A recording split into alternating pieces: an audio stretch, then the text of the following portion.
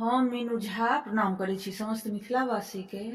अपन माताजी के संग एकटा बेटी विवाहक गीत लऽ कऽ उपस्थित छी। धन्यवाद। जय मिथिला, जय मैथिली। कोने बन बोलाए कारे रे कोयलिया, कोने बन बोलाए मायूरा ये, कोने बन बोलाए कारे रे कोयलिया, कोने बन बोलाए मायूरा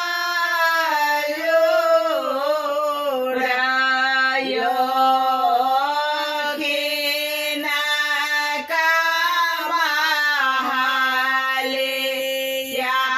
में सिया है कुमारी, से हो कोना सोता थे निश्चिंता यो, बेजो बना बोलाए रामा काले रे कोयलिया, बेजो बना बोलाए मायूरा यो, बाबा महालिया में सिया से कुमारी,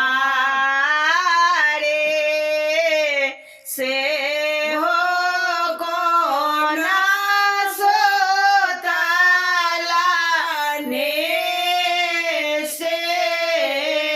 निश्चिंता